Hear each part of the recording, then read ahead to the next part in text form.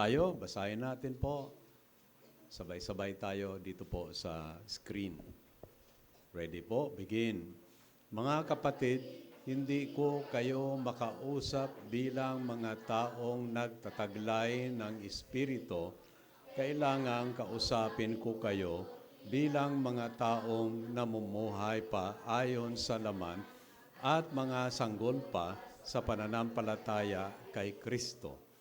Gatas ang ibinigay ko sa inyo noon at hindi matigas na pagkain sapagkat hindi ninyo kaya iyon. Subalit hanggang ngayon ay hindi pa ninyo kaya sapagkat nanaig pa sa inyo ang laman. Ang inyong pag-iinggitan at pag-aaway-away ay palatandaan na makasanibutan pa kayo at namumuhay ayon sa laman. Pagpalain nawa ng Panginoon ang salita niya, ating binasa. Tayo ay tumingin sa Kanya sa prayer. Salamat Panginoon. Ngayong umaga, kapag-usapan namin ang mahalagang subject o topic na ito. At naway talagang bigyan ng bawat isang tunay na kapatid ang kanya pong kalagayan sa iyong harapan. At inyo lang po ipaintulot din ang aming mga bisita. Bagaman siguro maninibago sila tungkol sa mga pag-uusapan. Ngunit harinawa Panginoon, kayo ay mangusap sa kanilang mga puso at masumpungan nila kayo sa panahon ng pananambahan o salita niyo, Panginoon. Sa pangalan ng Panginoong Yesus. Amen. So, ang ating topic po ngayon ay, tamang-tama, tugmang-tugma. Are you a graduate or a growing Christian? Yan. Actually, ang graduate na sinasabi ay isa na rin siya talaga na mature o kaya nag-grow siya, no?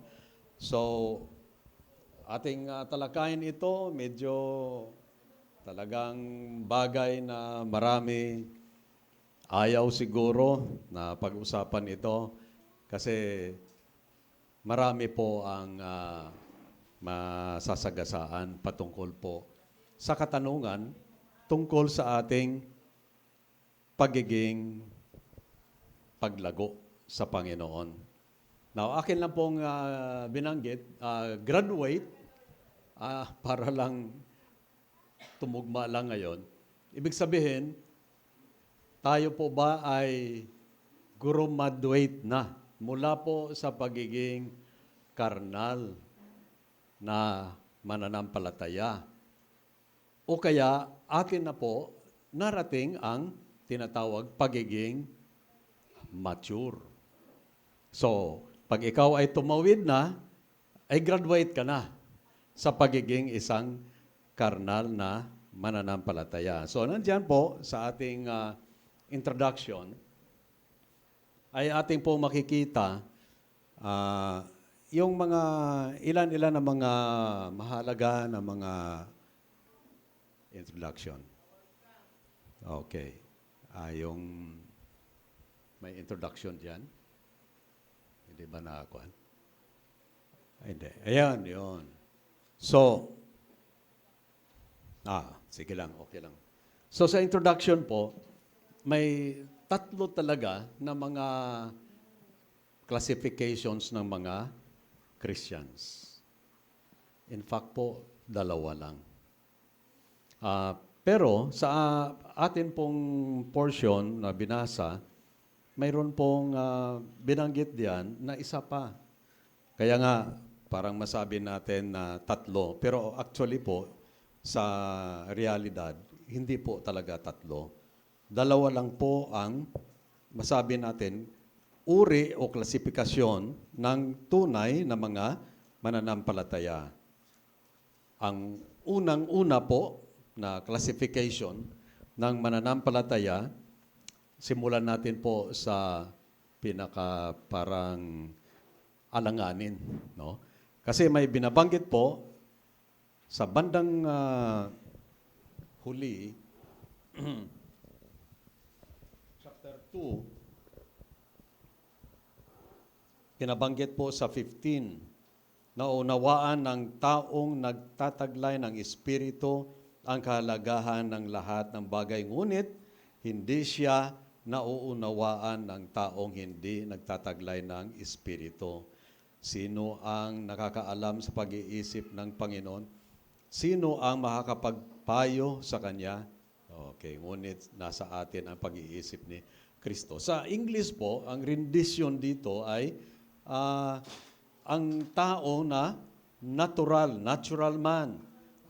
Ang translation po dito, ang taong hindi niya taglay ang banal na Espiritu. Ibig sabihin po, may mga sinasabi, nagcho-church sila ay active siguro, pero sila ay nasa kategorya na sa binabanggit dito ng 1 Corinthians chapter 2, verse 15, na sila ay natural man. 14, basahin ko sa English po para makuha natin po ang atin pong tinutumbok, no? The natural person does not accept the things of the Spirit of God. So wala siyang, kumbaga, wala po ito siya, Holy Spirit. Ang sabi ng Bible, ang sino man na tinatahanan ng banal na Espiritu, siya ay anak ng Diyos. Romans 8:13, as many as are led by the Spirit of God are children of God. So kung wala sa kanya ang banal na Espiritu, wala po siyang relasyon sa buhay na Diyos. So, yan ay parang palaisipan o kaya sabihin natin na atin yan assignment. Check ba natin na tayo po ay tinatahanan ng banal na Espiritu? Okay. Pangalawa po, na kategorya ng tao na binabanggit dito na sinasabi Christian, tawag sa kanya ay karnal. At yung taong karnal, mga tao na nasa laman. Ang laman ang siyang kukontrol sa kanila. The best po talaga, ang maganda na description ay nasa 1 John chapter 2 verse 15 na sinasabi po diyan starting sa verse 14, do not love the world, neither the things that are of the world. If any man loves the world, the love of the Father is not in him. Ang pag-ibig ng Ama ay wala sa kanya ang Diyos. For all that is in the world, ang lahat na nasa salibutan, okay, enumerate po, the lust of the flesh, laman. The lust of the eyes, yung mga nakikita, pride of life. Are not of the Father, but are of the world. At anong sabi po? And the world passes away and all the lusts thereof.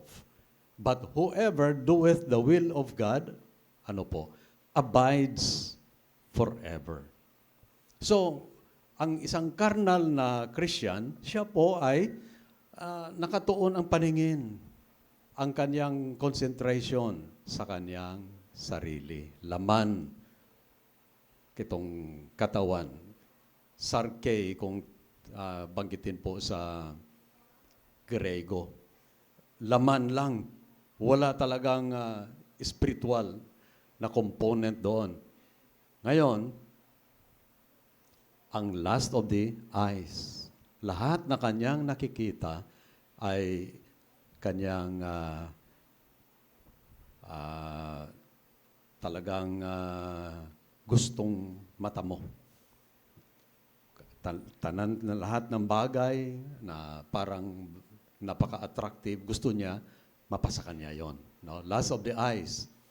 And the pride of life. So, ang pride of life po ay, siyempre, yun po ang nagpatalsik kay Lucifer mula po sa langit. At ang sinasabi ng Bible, sino man ang nagmamalaki, whoever exalts himself shall be abased. But whoso humbleth himself shall be exalted. So, hindi siya talaga makalapit, hindi siya maka-intimate sa Panginoon kasi napakayabang niya. Saksak ng kayabangan. No? So, doon na po natin na-define yung carnal.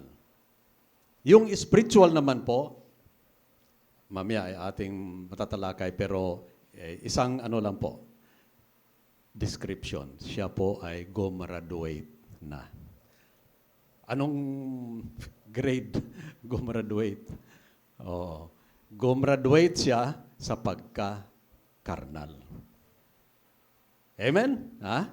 Gumraduate na ba tayo? Okay, tignan natin po, isa-isahin natin. Actually po, sa ating introduction, di ko lang na siguro nasulat o ano, doon po ay 4 areas of growth na dapat na atin po makumpleto.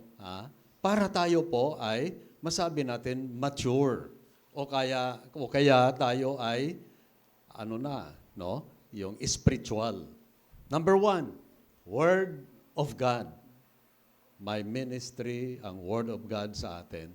Kung yan ba, mamaya, yan ang ating talakayan actually sa service na ito. Yan lang po. Pangalaw po ay prayer. Yan ba ay bahagi ng buhay natin? Pangatlo, fellowship. At pang-apat, service or missions. No? So, dako na tayo sa Roman numeral 1. Ang first point natin po ay siya po gumraduate on the Word of God. So, dapat po tayo tumingin sa mga sandaling ito sa Hebreo po, Kabanatang 5, 11 hanggang 12. Ayun. Okay, basahin natin. Ready, begin. Marami pa kaming masasabi tungkol sa bagay na ito, ngunit mahirap ipaliwanag sa inyo sapagkat napakabagal ninyong umunawa. Dapat sana'y mga tagapagturo na kayo, subalit hanggang ngayon kailangan pa kayong turuan ng mga panimulang aralin ng salita ng Diyos. Dapat sana'y kumakain na kayo ng matigas na pagkain, ngunit hanggang ngayon, gatas pa lamang ang inyong kaya. Hanggang 12? Okay. Now, mapapansin natin, ang kauna-una, balik tayo doon sa ating outline. Ang kauna-una na mapapansin natin, paki-flash, still a student, not a teacher. Okay, now, baka sabihin natin, talaga, Pastor, hindi talaga ako mag-qualify. Hindi pa naman ako teacher. Nag-aaral pa ako. Kaya, estudyante pa. Pero, sa isang paraan o isang dimension ito, at mapapansin natin po, sa verse 11, no, kung tayo ay bumalik doon sa atin pong binasa, sa verse 11, marami pa kaming masasabi tungkol sa bagay na ito, ngunit mahirap ipaliwanag sa inyo sapagkat napakabagal ninyong umunawa. Now, sa English, sinasabi po, you are dull of hearing. Marami pong tutuli. Maraming naka-block sa kanyang paningin, pandinig spiritual.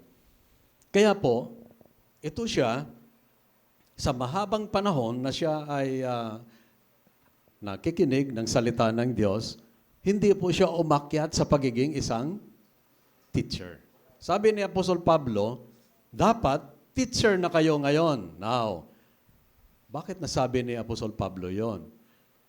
Historically, nung nagpunta po si Pablo, 50 AD, nung napundar po yung Corinthian Church, 50 AD, at tayo ano tayo ngayon? 2023 AD.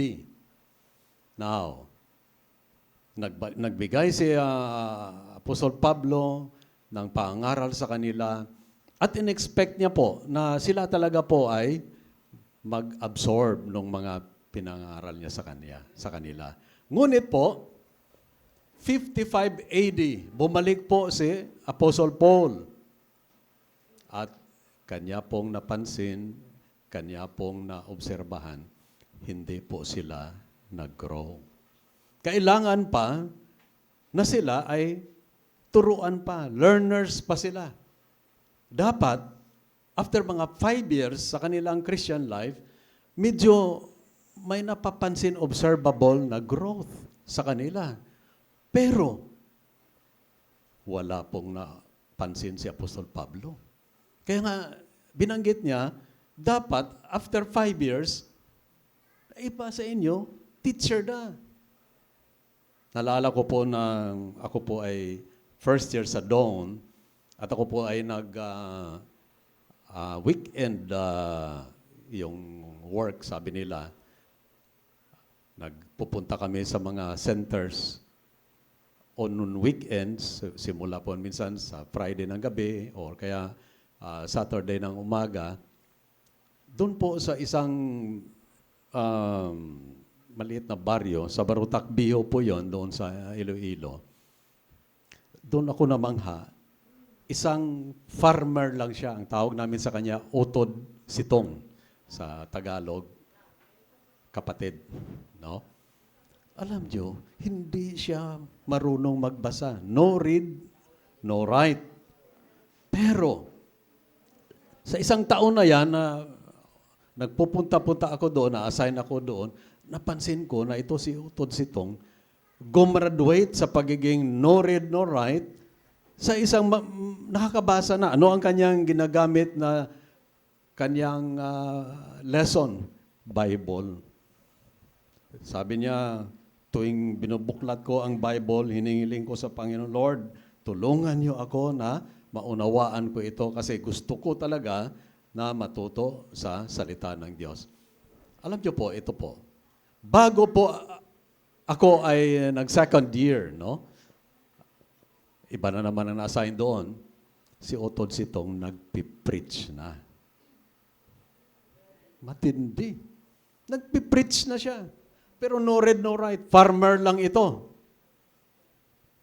Isang taon lang.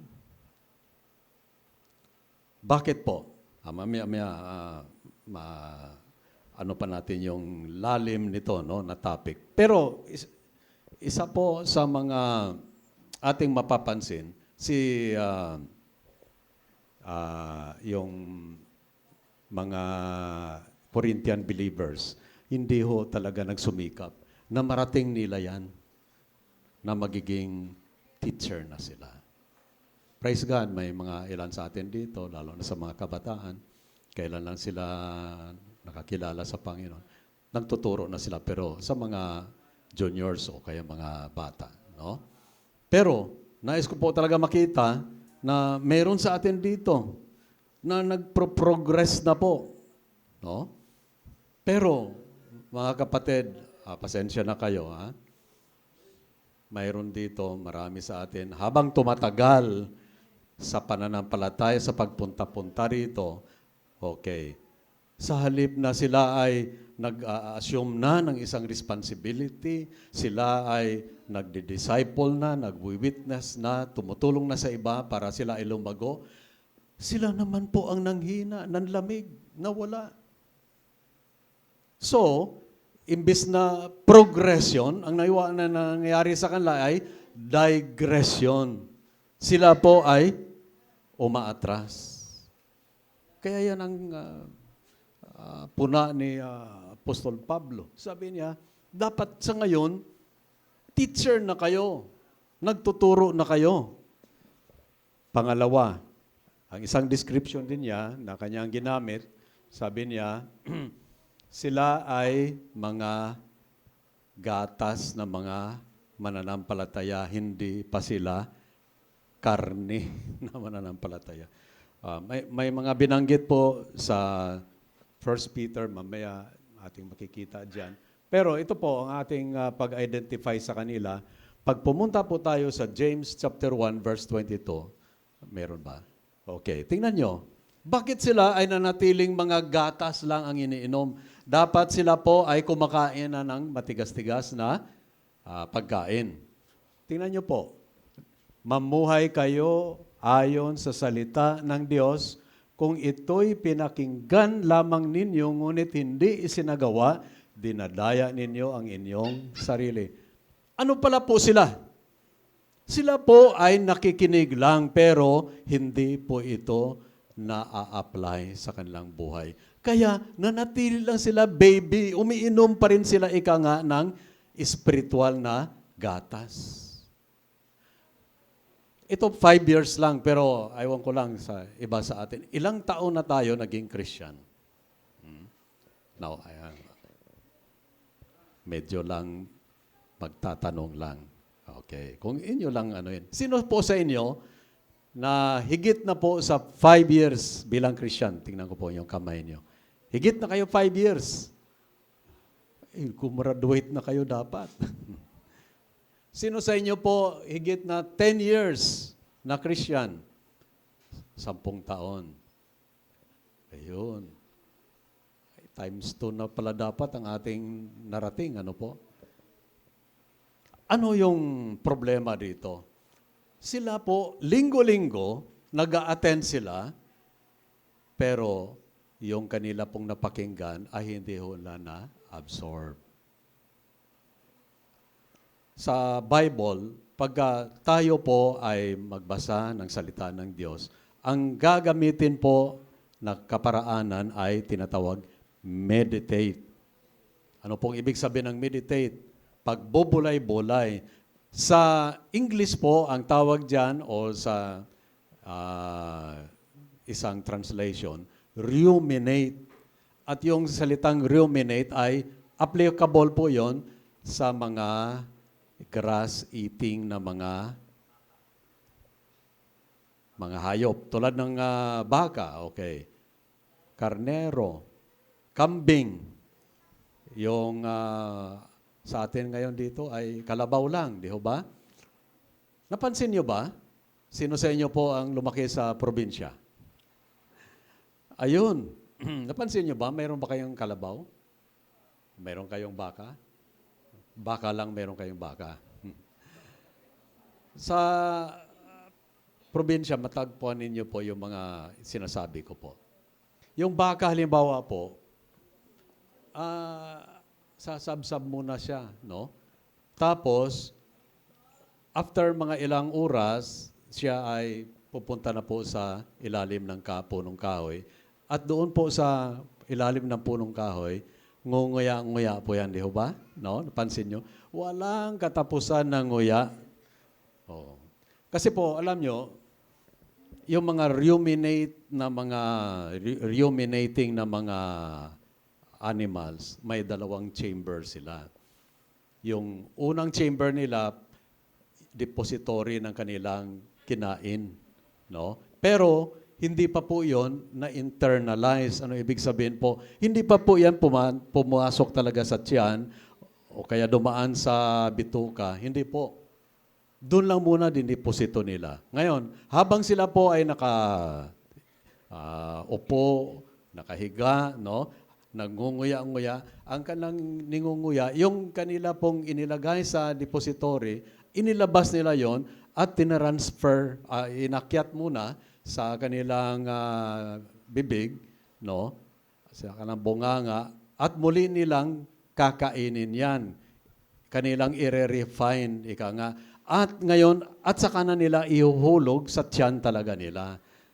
At saka na sila makakaramdam ng kabusugan. Pero habang sila ay nandun lang sa field, no? Nag-graze lang sila, hindi po sila nabubusog pa. Doon na po sila nabubusog sa kanila na pong pagpahinga. Kita niyo yun? Yun po ang ibig sabihin ng meditate or ruminate. Hindi agad-agad na talagang internalize. Iyong muna yan hinihimay-himay. Iyong talagang inuunawa ng mabuti, tinitignan ng mabuti, ini-investigate ng mabuti yung binasa na salita ng Panginoon. Ito po, isa lang po example. Ngayon po, bumalik ako sa pagbabasa ng Book of Psalms at talaga pong hindi hamak na blessing aking nakuha rito. Dito po sa chapter 18 at ano ko po ito sa inyo. Akin pong isi-share sa inyo.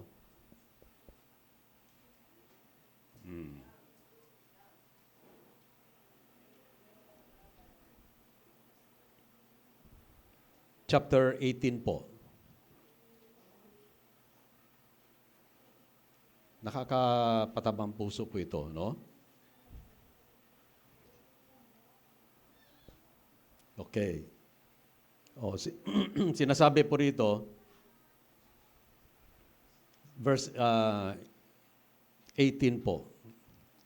He sent from on high, He took me, He drew me out of many waters, He rescued me from my strong enemy and from those who hated me, for they were too mighty for me.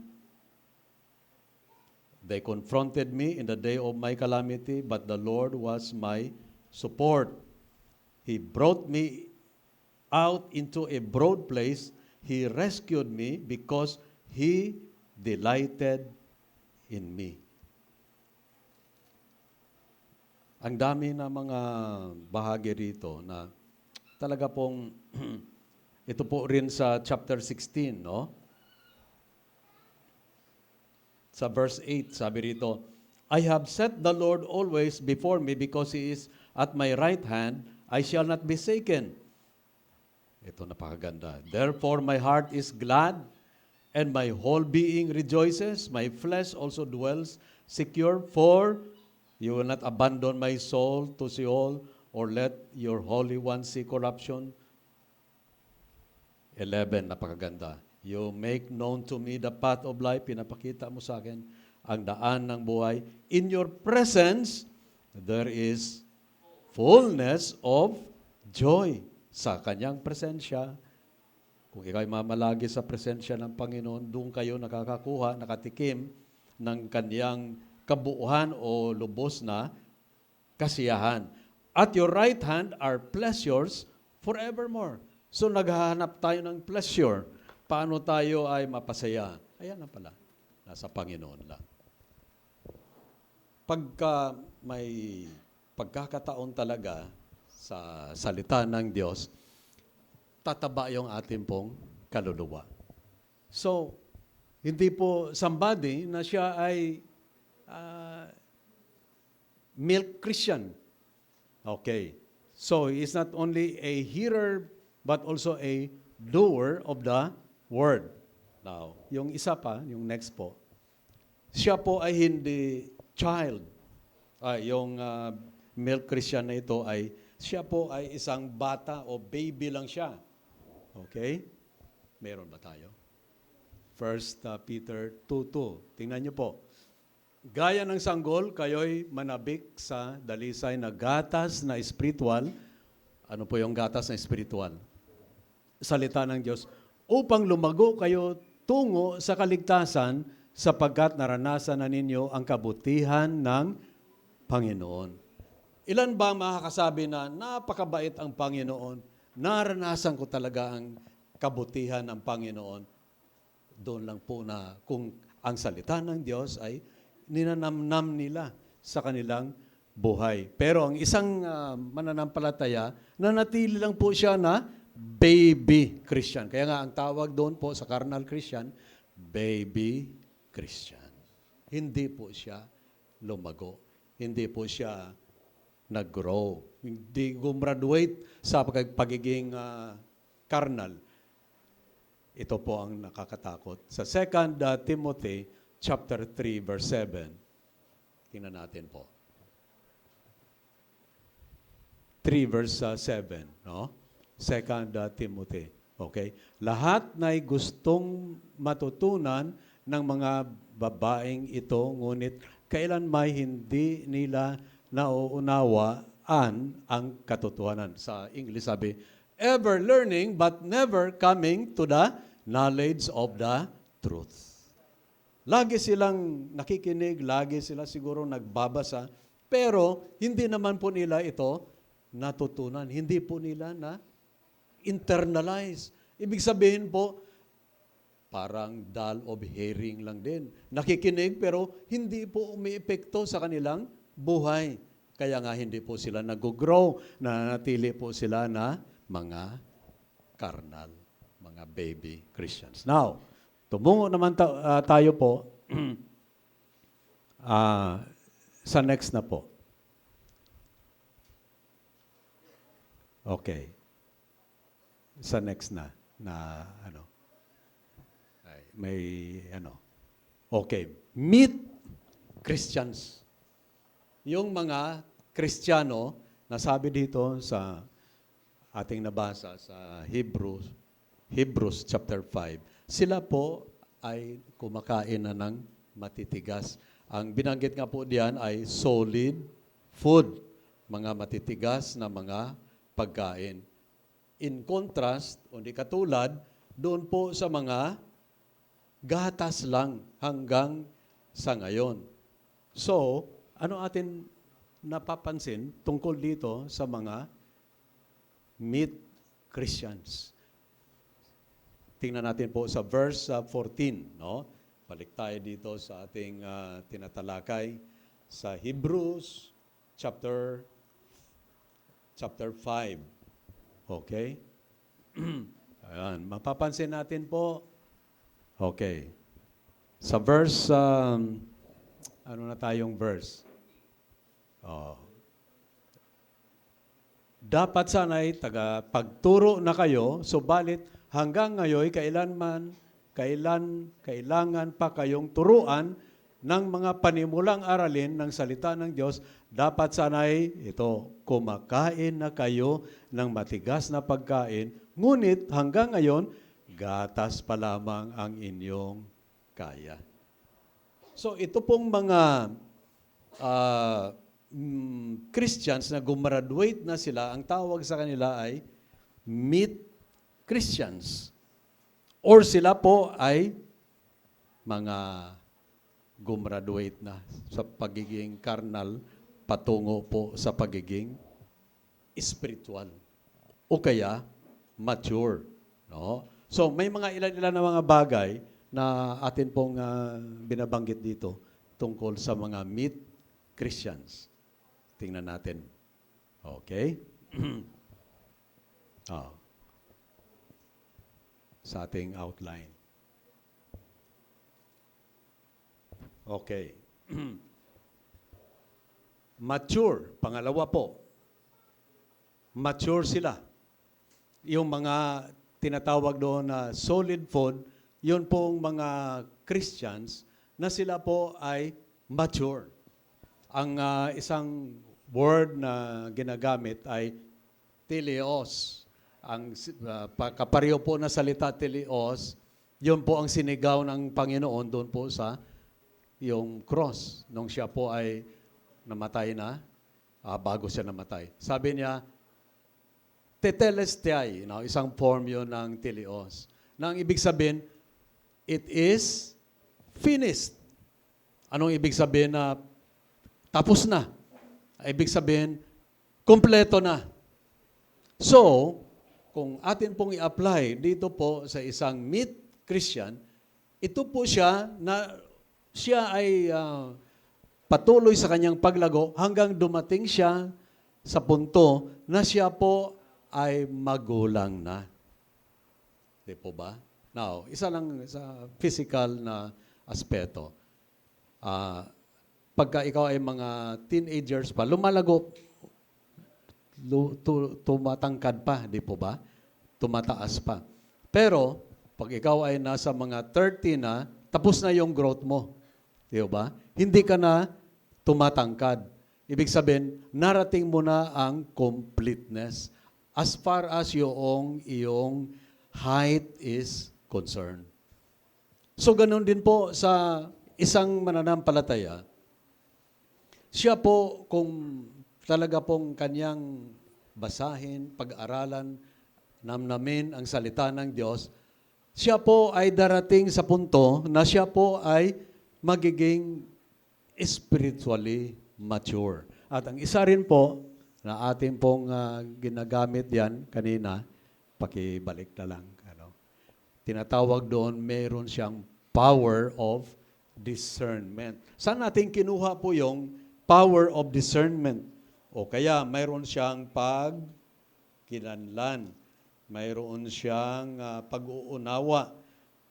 Diyan din po, no? So, tunguhan natin yan, yung bahagi na yan, ulit, no? Okay? So, tingnan nyo. Dapat sanay sa verse 12, mga tagapagturo na kayo, subalit hanggang ngayon, kailangan pa kayong turuan ng panimulang aralin ng salita ng Diyos. Dapat sanay kumakain na kayo ng matigas sa pagkain, ngunit hanggang ngayon, gatas pa lamang ang inyong kaya. Ang sanggol ay nabubuhay sa gatas at wala pang karanasan tungkol sa mabuti at masama. Ang matigas na pagkain ay para sa sapat na gulang at hindi sa pagsasanay ay marurunong ng kumilala ng pagkakaiba ng mabuti at masama. Medyo na off color lang ng Tagalog. Pero basahin ko po sa English po para malinaw talaga. For everyone, sa chapter 5, verse 12 po ito, no? Verse 13, for everyone who lives on milk is unskilled in the word of righteousness. Sa salita ng Diyos yan. Since he is a child, ibig sabihin, siya ay isa pang baby. But solid food, yung meat, is for the mature, yung sinasabi diyan na isa na siyang nakarating na siya sa completeness, no? For those who have their powers of discernment trained by constant practice to distinguish good from evil. Sila po ay nakadevelop ng isang power of discernment dahil sa kanila po na pag-aaral sa salita ng Diyos. Sila ay nagkaroon ng pag-uunawa dahil po pinagbubulay-bulayan nila ito. Talaga kanila pong binibigyan ng time maunawa ito at para po ito ay may apply sa kanilang buhay. So, ito po. Kung tayo po ay nagbabasa ng salita ng Diyos at tayo po ay nagsusumikap na tayo ay talagang lumago sa ating buhay Kristiyano, kailangan po ang salita ng Diyos ay atin po talagang unawain, bigyan ng time, bigyan ng pagbulay-bulay. Hindi po na ang salita ng Diyos ay pasadahan na natin, ganon. Now, hindi po guarantee na nag-a-attend siya na siya ay mag-mature, hindi po. Kinakailangan talaga, mayroon siyang personal na time na siya po ay magbasa ng salita ng Diyos at kanya talaga po ito ay kakainin, ika nga. Namnamin niya talaga ito. Uunawain niya talaga ito. Upang siya po ay magkaroon ng tinatawag power of discernment. At pagkasabihin na may power of discernment siya, pag siya po ay nailagay sa mga mahirap na kalagayan, nakakapag-decide siya. Nakakagawa siya ng desisyon, na tama na desisyon. Na-illustrate ko po sa inyo. Nung ako po ay nandoon po sa bukid noon, nagtataka po ako na yung mga matanda na, no? Kasi at that time, kakagraduate ko lang. So, nagulat ako, yung mga matagal na, doon sa church, mga matatanda na, pagdating po ng sa message, sila po ay komportable. Ang ibig sabihin, sila po ay nakasandal na doon sa pader. Ayan. Ang iba ay nakasandal na sa likuran ng pew. Yan. Ano ang ginagawa? Maya-maya ay nahihimbing na po. No? Kaya pala, nalaman ko na sila po ay hindi naging patotoo doon po sa Dulugon. Doon po yan sa Musuan Bukid noon po yun. No? Taka ako, bakit? Na hindi sila magandang patotoo. Sila po ay nagbibisyo, nag-iinom, lahat na yan, sigarilyo, lahat na yan, ginagawa nila yon. Pero nasa simbahan po, nag-church. Pero, carnal Christians. Hindi po sila nag-grow. Bakit ko po nasabi yun na hindi sila nag-grow? Kasi wala ni isa sa kanila na nagpapagamit sa Panginoon. Pagdating po ng tukso, okay lang sila, compromise lang sila. So, yung Dulugon na yon, may ilan-ilan na mga Christians, pagka sila ay ayayain, pre, mag-inom tayo. Mayroong sumsuman kami rito. Alam niyo ibig sabihin ng sumsuman? Yung mapulutan. Ali kayo. Hindi ho sila nakakatanggi. Pagdating sa ibang bisyo, sigarilyo, o iba pang mga hindi magandang gawain, hindi po sila nakakatanggi. Bakit? Wala po sila yung tinatawag na power of discernment. Hindi po nila maunawaan, hindi nila po mapagpasyahan, alin ba ang tama o alin ba ang mali. Bakit? Sila po ay hindi nahubog sa salita ng Diyos. Hindi nag-grow. Ang tanong po ngayong umaga, ano ba ang ministeryo ng salita ng Diyos sa atin? Yun ba may epekto? Yun ba ay babago tayo?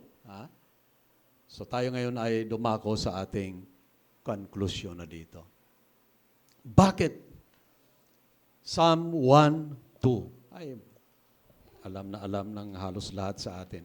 Tignan niyo po kung bakit ang salita ng Diyos, kapag ito ay bibigyan talaga, namnamin talaga ng bawat isang mananampalataya, may epekto sa kanyang buhay. Ito po, basahin ko po, nandyan ba?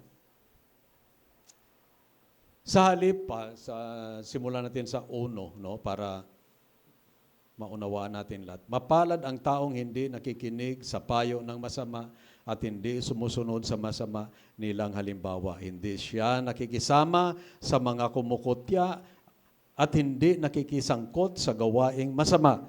Yun ang tinutukoy ko kanina. Sa halip, kasiyahan niyang sumunod sa kautusan ni Yahweh, binubulay-bulay niya ito sa araw at gabi. Paano po siya magkaroon ng discernment sa tama at sa mali, kasalanan at katuwiran? Dahil po sa ministry ng salita ng Diyos sa kanya, pinagbubulay-bulayan niya ito. Kaya pagtayo niya doon sa yung plataforma daw ng desisyon, kung gagawa ba siya ng tama o hindi, alam niya kung ano ang kanyang desisyon. So, tuloy natin po. Tingnan niyo dahil mayroon siyang discernment. 3. Katulad niya ay punong kahoy sa tabi ng isang batisan, laging sariwa ang dahon at namumunga sa takdang panahon. Fruitful Christian siya. Minsan po, dumadaing tayo, ito si kapatid, matagal na ito Tumanda na ng pagiging Christian. Pero bakit walang nakikitang bunga? Hindi siya nagagamit ng Panginoon. Ang kanyang tendency kapag mayroon po desisyon na gagawin, wala siyang conviction. Yun po yung mga kulang sila sa salita ng Diyos. Sa halip na sila gumawa talaga ng desisyon na tama, katulad ng sinabi rito, hindi nila nagagampanan yan. Kasi wala po silang backbone. Wala po silang yung salita ng Diyos na nagbaback up sa kanila. Tingnan niyo po sa verse 3 pa rin. No? Ano man ang kanyang gawin, siya'y nagtatagumpay. Ang isa sa mga bunga ng talaga siya po ay may ministry, ang salita ng Diyos sa buhay niya, binabasa niya ito, binibigyan niya ng kahalagahan dahil po nagtatagumpay siya. Sa mga bagong Christians, lagi ko po sinasabi, ay sa inyo pong pakinggan ang sinasabi ng Panginoon, man shall not live by bread alone. Yung kinakain niyo kanina, nung nag-almusal kayo, araw-araw yung kinakain, nag-i-snack kayo. Akala natin, ang pinakamahalaga na sa buhay na ito, pagkain. Kaya maraming mga, bakit si kapatid wala? Saan nagpunta? Kasi naghanap buhay para kumita. Yan po ay resulta po na ang salita ng Diyos ay hindi po naghahari, kumukontrol sa kanyang buhay. Kulang siya sa salita ng Diyos.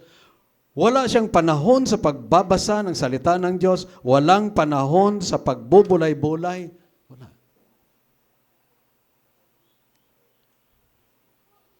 Nag-iisip-isip ako kung sasabihin ko ito. Pero wala naman siya rito. Hindi tayo nag-chichismis. Pero ito po, sabi niya, Pastor, wala kasi akong salamin. Okay. Sa pagkaalaala ko po, mga 3 salamin ang binigay ko sa kanya. Totoo yan. Baka punta kayo sa kanilang bahay, walang Biblia. Wala.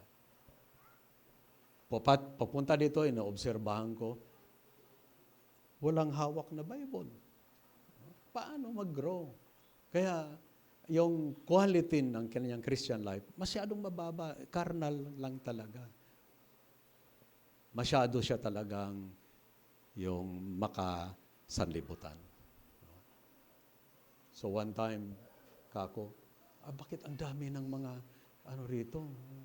Yung mga tao na mga kung ano-ano na, bakit nandyan sa inyo? Hindi ko kasi sila mapigilan. Okay. So, siguro, dinala ng Panginoon sa iyo para mag-witness ka sa kanila. Okay. So, one time, tinanong ko, hindi nakasimba. Kamusta? Ba't hindi kayo nakasimba? Kasi maraming tao sa bahay eh. Yung mga nagpupunta doon, hindi ako makaalis kasi nandiyan sa pambihira naman. Kailangan pa ba ng willpower yan para makapag-decide na manindigan ka eh? Sandali lang mga, hey guys, Englishin mo na lang. Hey guys, I'm going to church. Pasensya na kasi sasaraduhan ko yung bahay ko. Mga kapatid, isa na lang po. At tayo magtatapos na. Joshua 1:8. Ay, paborito natin po ito. Di po ba, no? Huwag mong kaliligtaang basahin ang aklat ng kautusan. Pag bubulay-bulayan mo iyon, ano po? Araw at gabi upang matupad mo ang lahat ng nakasaad doon. Sa ganoon, magiging masagana at matagumpay ang iyong pamumuhay. Mga kapatid, hindi yan ang nakikita ko sa kasalukuyan. Pasensya na kayo ha. Medyo excited lang ako kasi parang ano ba ito? Parang napupundi ako. Bakit? Ang tagal-tagal na nito. Hanggang bandang huli narinig ko na lang, nag-church sa iba. Nag-church sa iba. Bakit hindi nag-grow? Paano? Bakit hindi nag-grow? Yan ang aking tatapik pa nga sana. Next. Bakit hindi siya nag-grow? Ang growth po natin ay hindi po yan sa pamagitan ng pastor, hindi po.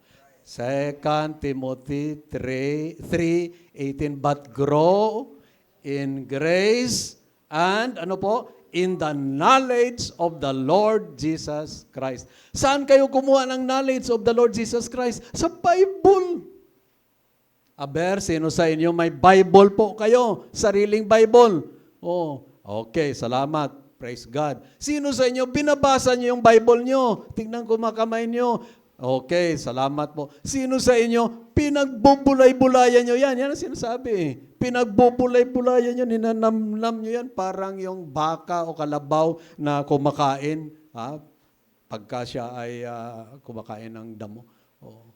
Ninanamnam ba natin? Alam niyo po, ang number one talaga po na success story ng mga mananampalataya, there are men and women of the Word. Nagbabasa talaga ng salita ng Diyos. Now, sabi niyo, Pastor, hindi naman ako magtatagal, hindi ako nakakaintindi, hindi naman yan siguro ganun kahalaga sa akin. Mga kapatid, sabi ng Bible, heaven and earth will pass away, but my word will never pass away. Napakahalaga po ng salita ng Diyos. Kaya, obserbahan nyo, tignan nyo ang inyong sarili. Ito po, isa na lang, sorry ha. Yung power of discernment, akin pong, ano pa yan, no? I-elaborate. Pag mahirap ang sitwasyon, hindi mo halos malaman kung ano iyong gagawin, ang magbibigay sa iyo po ng ideya, magbibigay sa iyo ng kaalaman kung ano ang iyong dapat na gagawin, ito po, ang knowledge mo sa salita ng Diyos. In most difficult situation, only Christians of the Word will know how to decide. Pagka natataranta, di mo na alam kung anong gagawin mo, kapatid, parang indikasyon yan, hindi ka nabubusog, hindi ka napapakain ng salita ng Diyos. And so far sa mga nakilala ko personally po, yung malapitan po, yung mga Christians na talagang tumatayo talaga po sila, hindi po naaalis ang kanilang personal devotion, tawag natin dyan, time of reading the Word of God.